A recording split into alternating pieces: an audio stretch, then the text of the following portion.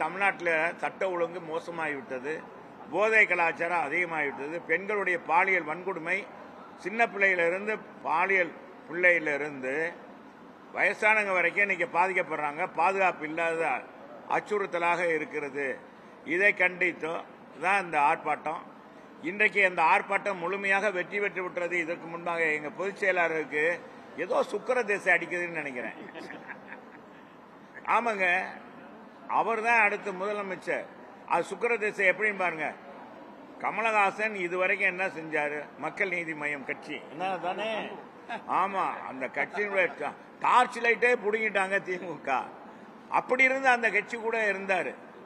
அவரும் இன்னைக்கு என்னன்னா குதித்து எழுந்திருக்கிறார். இன்னைக்கு அவர் வலைதளத்தில் எக்ஸ் தளத்தில் என்ன போட்டிருக்காருன்னா, தமிழ்நாட்டில் என்ன சமூக நீதி, என்ன சமூக பாதுகாப்பு இருக்கு? பெண்களுக்கு குழந்தைகளுக்கு பாதுகாப்பே இல்லாத தன்மை இருக்கு, மிக மோசமாக இருக்கு.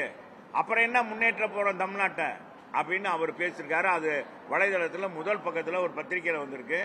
இன்னொரு பக்கத்தில் தமிழ்நாடு முன்னேறி இருக்கிறது சொல்லி நம்ம முதலமைச்சர் அவர் படத்தை போட்டு விளம்பரம் கொடுத்திருக்காரு எல்லா பேப்பர்லயும். இதுதான் முன்னேறு, விளம்பரம் கொடுத்ததான் முன்னேறு. அப்பா நானும் பார்த்தாலும் பார்த்தேன், ஆனா நம்ம முதலமைச்சர் ஸ்டாலினை போல பார்க்கல. 1000 ரூபாய் படத்துல பார்த்தாலும் பார்த்தேன், நான் உன்னை போல பார்க்கலன்னு ஒரு பாட்டு இருக்கு. அது மாதிரி பார்த்தா யாத்து பேப்பரை திறந்தா அவர் படம் தான். ஒன்றுபடுவோம், நீரை காப்போம், மக்களை காப்போம். எங்க மக்களை காக்க போறீங்க? பெண்களுக்கே பாதுகாப்பு இல்லையா முதலமைச்சர்? இன்னைக்கு அந்த கூட்டணியில கட்சியில இருக்கிறவங்களே இன்னைக்கு கமலஹாசனே இன்னைக்கு எவ்வளவு அவர் பொறுமைசாலியா இருந்திருக்காரு பாருங்க. அப்படி இருந்து கமலஹாசனே இன்னைக்கு போர்க்குடி உயர்த்தி இருக்கிறாருன்னா எந்த அளவுக்கு இந்த பாலியல் வன்கொடுமை தமிழகத்தில் நடக்குது, பெண்களுக்கு எவ்வளவு அநீதி இழைக்கப்படுகிறது என்பதற்கு ஒரு சான்று. என்னன்னா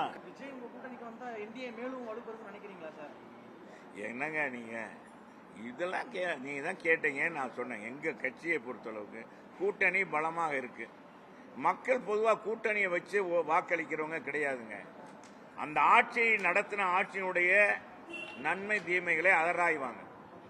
ஏமா அப்படித்தான் நம்ம செய்வீங்க? 5 வருஷம் எப்படி ஆட்சி செஞ்சாங்க, இனி 5 வருஷம் அவங்கள்ட்ட கொடுத்தா எப்படி செய்வாங்க, அப்படிதான் நினைப்பீங்க. என்னமா ஆமா இல்ல நீங்க சொல்ற காது கேட்கலையா? என்னமா யாருமே பேச மாட்டேங்க. உண்மைதானே? நான் யாருக்கு எனக்கு ஓட்டு போடும், எங்களுக்கு ஓட்டு போடுங்கலாம் சொல்றேன். பொதுவா கேட்கிறேன். இப்ப நானே இருக்கேன், நான் நல்லது செஞ்சா தான் நீங்க எனக்கு ஓட்டு போடுவீங்க. இல்லைன்னா போயிட்டு வாடாப்பா செல்லூர் ராஜு, நீ செல்லூருக்கே கிளம்பு அப்படின்றீங்க. சொல்லுவீங்களா இல்லையா? நீ ஒண்ணுமே செய்யல, அப்புறம் என்ன ஓட்டு கேட்கிற, உனக்கெல்லாம் ஓட்டாக்கும் ஓட்டு அப்படின்னு சொல்லுவீங்க.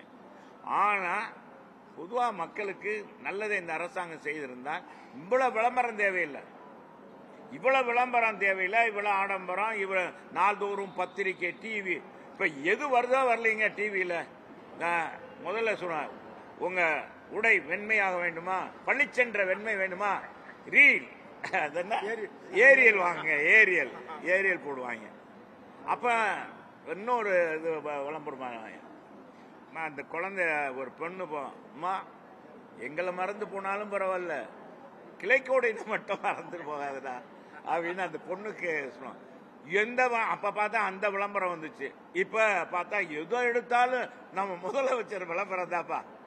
அப்படியே என்ன மாதிரி விளம்பரம் போடுறாங்க. அப்பா அதிகமான இது பூரா மக்களுடைய வரி பணம் தான்.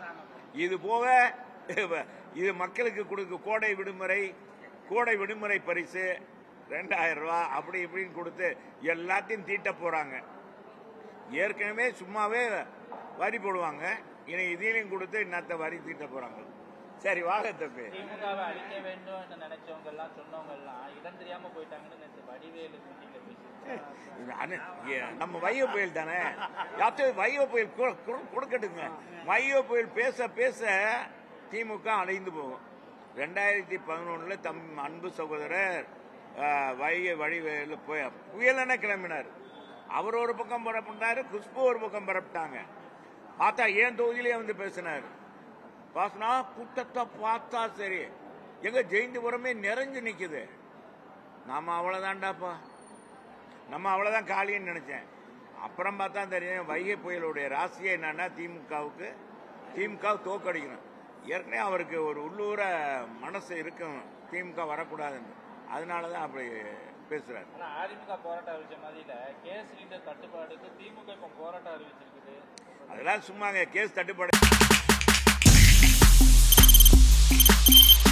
தவிர்க்க முடியாத தம்ப்நெயில்ஸ், கலக்கலான கண்டென்ட்ஸ், சினிமாவும் சீரியஸ் பிரச்சனைகளும், பல வருடங்கள் இடைவெளிக்கு பிறகு இந்த படத்துல ஒரு கலகலப்பும் கைகலப்பும், me too love you thank you. அவருக்கு அந்த மாஸ் ஏத்துறது போயிட்டே தான் இருக்காரே தவிர பிரேக்கே இல்லாமல் பிரேக்கிங் நியூஸ் சொல்லும் தந்தி டிவி ஆப்.